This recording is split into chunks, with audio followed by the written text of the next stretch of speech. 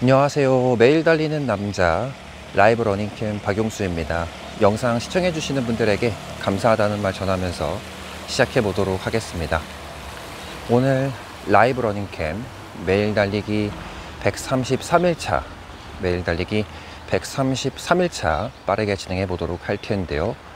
먼저 목표 말씀드릴게요. 오늘 페이스는 어제 말씀드린 것처럼 5분 30초 이상, 거리는 10km 달려보도록 하겠습니다.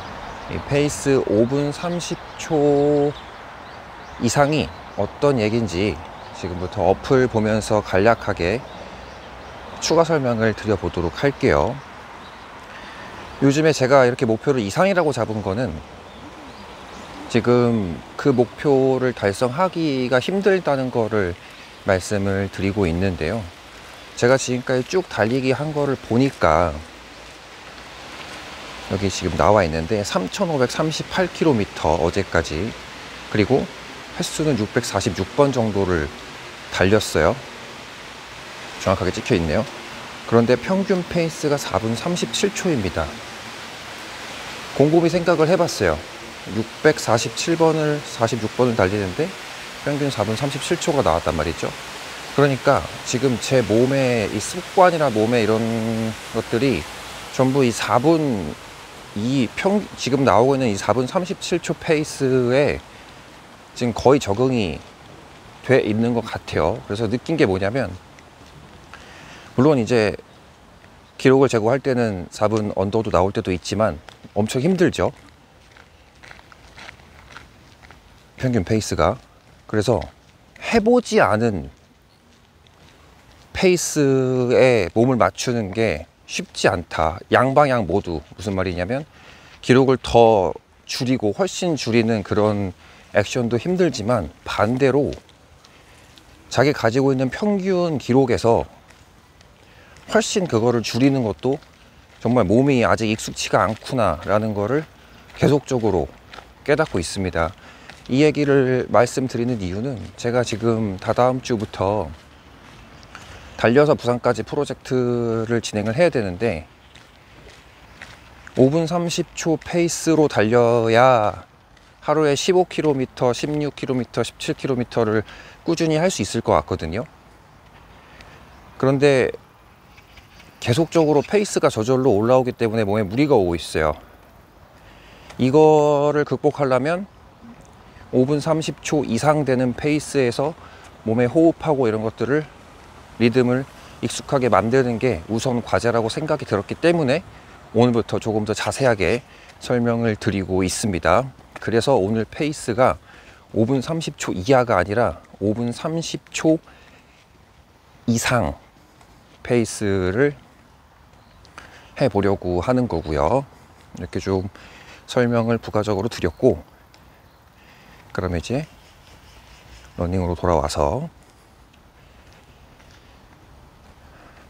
GPS 녹색불 확인되었고요. 달리기 시작합니다.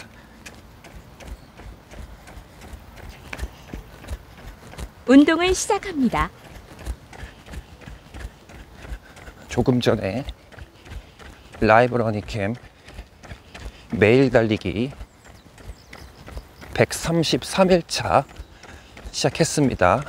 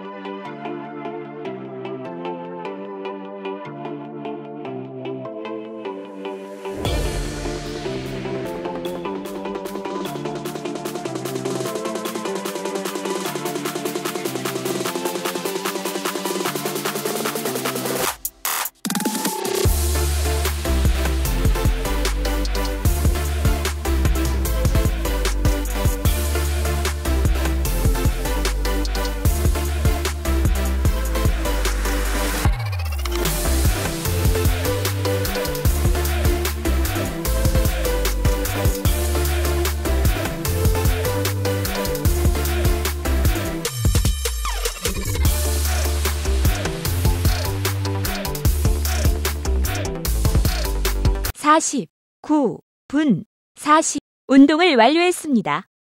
시간 49분 43초. 거리 10.01 킬로미터. 평균 속도입니다. 킬로미터당 4분 57초. 달리고 나서 카메라를 확인해 보니까 카메라가 지금 꺼져 있어 가지고 중간에 녹화가 끊겼어요. 그래서 뒷부분에 말씀드렸던 달리기 끝부분하고 그리고 그 다음에 말씀드렸던 내용들이 모두 사라져 가지고 지금 다시 녹화 시작하고 있습니다. 달리기 이렇게 해서 마무리했습니다. 구간별 속도 보기 전에 일단 페이스 4분 58초 나왔고요. 케이던스는 189 표시되어 있습니다. 구간별 속도 볼게요. 오늘 5분 30초를 넘겨서 달린다고 했는데 4km까지는 최대한 의식을 하고 조금 달려보았고요. 그 이후에 아무래도 리듬이 편한 리듬이 아니다 보니까 점점점 다시 원래 리듬대로 무의식 중에 돌아간 것 같아요. 그래서 5km는 조금씩 원래 습관대로 속도가 조금씩 향상되면서 10km까지 마지막에 거의 네거티브 스플릿으로 점점 속도가 올라가면서 마무리가 되었네요.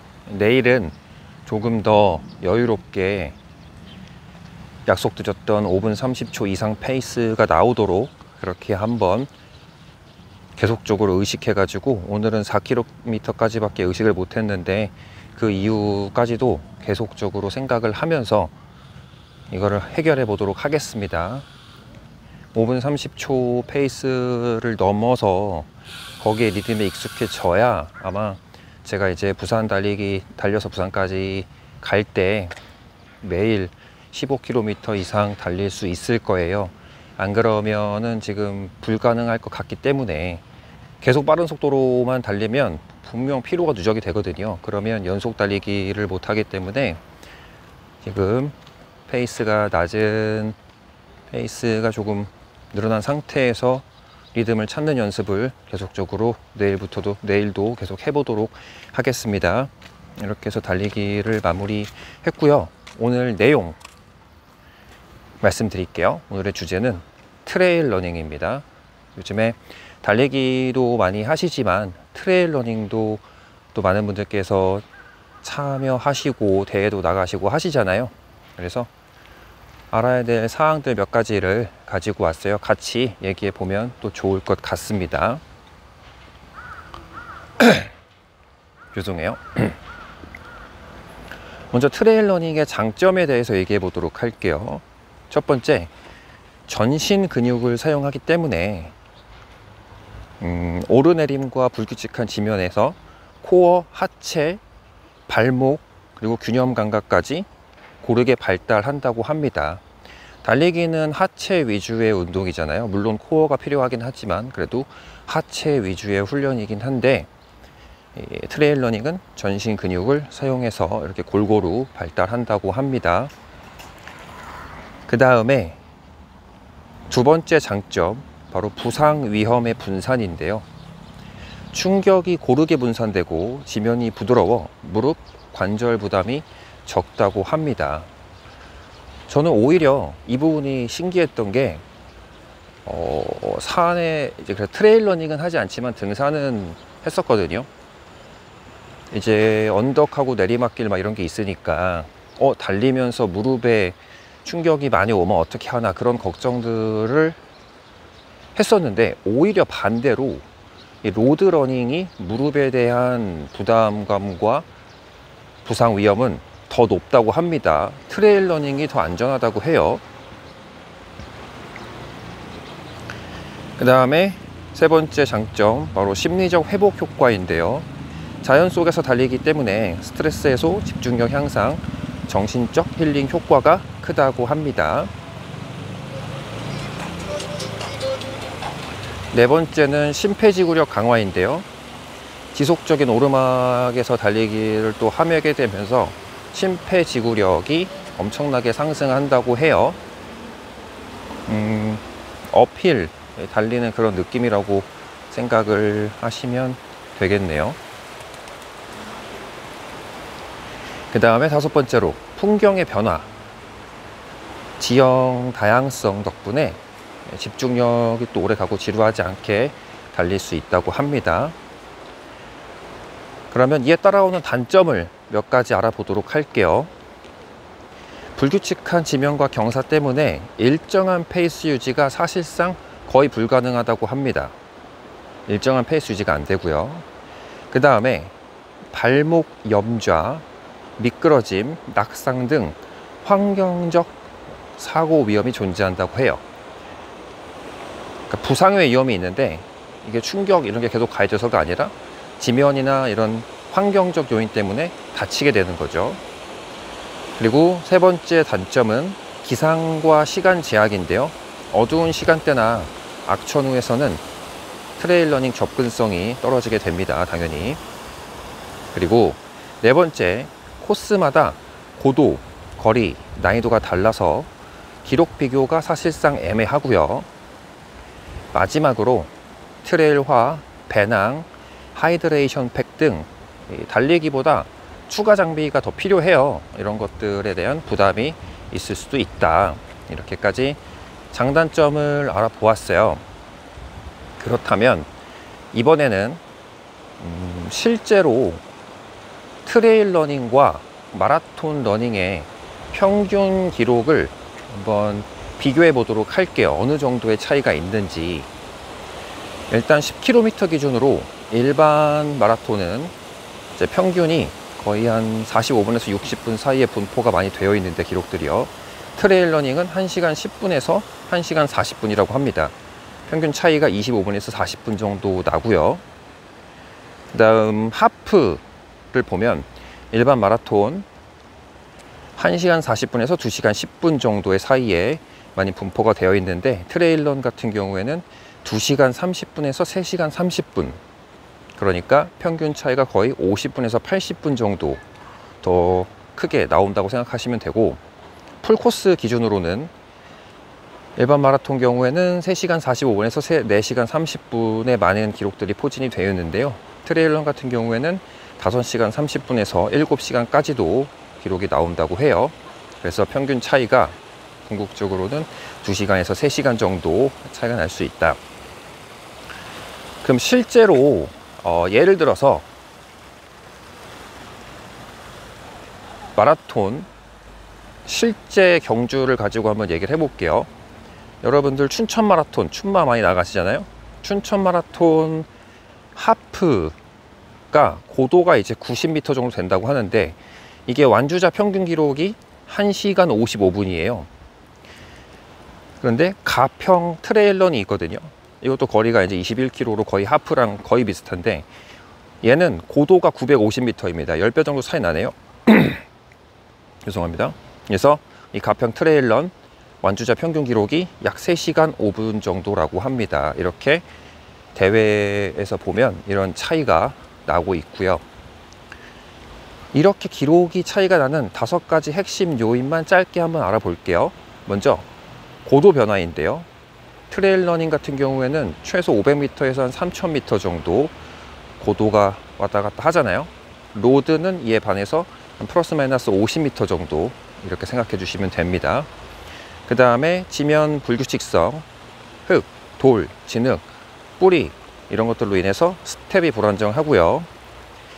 3번째, 아까 단점에서 말씀드렸던 리듬 유지 자체가 불가. 오르막은 또 천천히 달려야 하고 내리막에서는 브레이킹을 걸듯이 달려 내려와야 되기 때문에 이런 부분들로 인해서 리듬 생성이 거의 불가능하다. 그 다음 보급 휴식 방법인데요. 로드러닝은 달리면서 보급을 할 수 있잖아요.